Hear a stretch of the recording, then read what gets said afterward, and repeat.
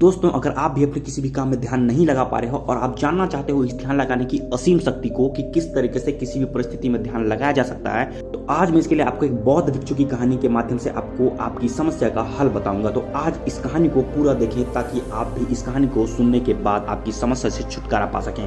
तो चलिए आज की कहानी का शुरुआत करते हैं। एक बार चीन के एक हिस्से में बहुत बड़ा मठ था जहाँ लगभग 500 भिक्षु रहते थे। वो सभी अपने गुरु के मार्गदर्शन में खुद को जानने का अभ्यास कर रहे थे। एक दिन एक लड़का उस मठ में शिष्य बनने के लिए आया।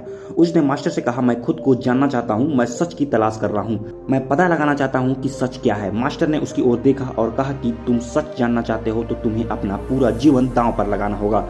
सच को जानने में तुम्हारा पूरा जीवन लग सकता है, फिर भी इस बात की गारंटी नहीं कि तुम्हें इस जीवन काल में सच का पता लगेगा या नहीं।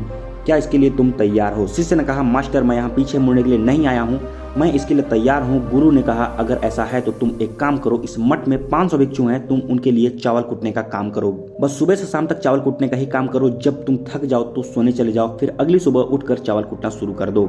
इसके अलावा कुछ और मत सोचना, किसी और के बारे में मत सोचना। बस इस रास्ते पर चलते रहना और दोबारा मेरे पास मत आना। जरूरत पड़ने पर मैं खुद तुम्हारे पास आ जाऊंगा। उस लड़के ने गुरु के आदेश का पालन करते हुए चावल कूटना शुरू कर दिया।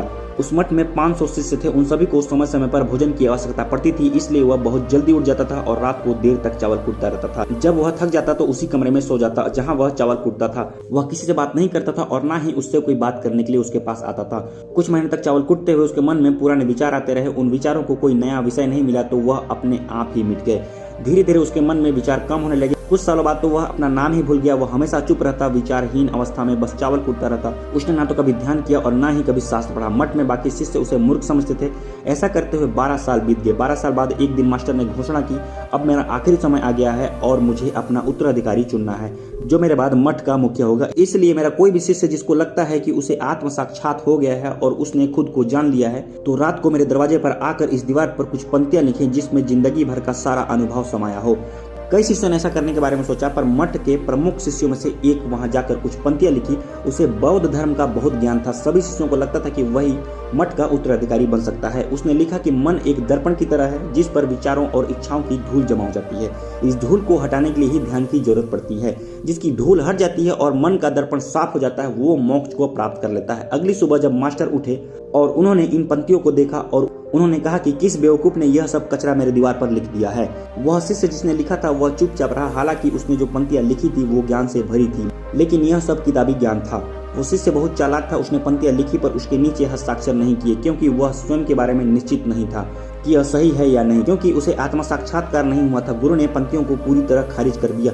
यह देखकर सभी हैरान हो गए। यह घटना पूरे मठ में चर्चा का विषय बन। इस विषय पर बात करते हुए दो शिष्य उस शिष्य के पास से गुजरे। 12 साल पहले यह आया था और दिन रात चावल कूटता रहा। दोनों की चर्चा सुनकर वह धीरे से हंस पड़ा। दोनों शिष्य ने उसे पूछा कि तुम क्यों हंस रहे?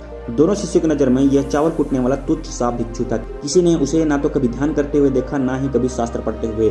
हर कोई उसे मूर्ख समझता था जो बस चावल को ही जानता था। उस मठ में बहुत बड़े बड़े विद्वान थे, लेकिन चावल कूटने वालों को किसी से कोई मतलब नहीं था। इसलिए वह दोनों शिष्य उसे मुस्कुराता हुआ देखकर चकित हो गए। उन्होंने फिर उससे पूछा कि तुम क्यों हंस रहे हो? उसने जवाब दिया, मैं इसलिए कि मास्टर सही बोल रहे हैं। यह सब पंक्तियां कचरा, इन पंक्तियों में कोई मूल्य नहीं है। वह दोनों शिष्य चौंक गए। उन्होंने उससे पूछा कि क्या तुम ऐसी पंक्तियां लिख सकते हो जो इससे भी बेहतर हो? चावल पीसने वाले ने जवाब दिया, क्योंकि मैं अनपढ़ हूँ, लेकिन हाँ, मैं कुछ पंक्तियां कह सकता हूँ। अगर तुम उन पंक्तियों को लिख सकते हो तो मैं तुम्हारे साथ जाने के लिए तैयार हूँ।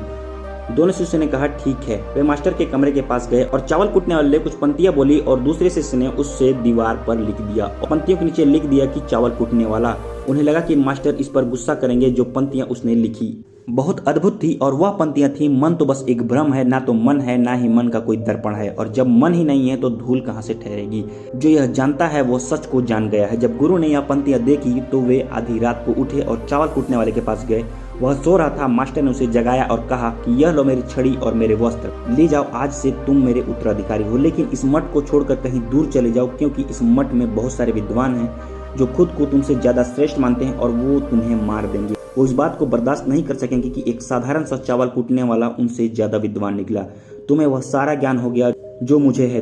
तुम्हें यह सारा ज्ञान चावल कूटते कूटते हुए, और मुझे पता है कि तुम जहां भी जाओगे लोग तुम्हारे पास आने लगेंगे, क्योंकि जब कोई फूल खिलता है तो उसकी महक चारों तरफ फैलने लगती है। अगर हम अपनी जिंदगी में देखेंगे तो पाएंगे बहुत से लोग सोचते हैं कि ध्यान केवल एक ही जगह बैठकर आंख बंद करके ही किया जा सकता है, लेकिन हकीकत में ऐसा नहीं है। ध्यान तो चलते चलते भी किया जा सकता है, अपना कुछ काम करते हुए भी ध्यान किया जा सकता है।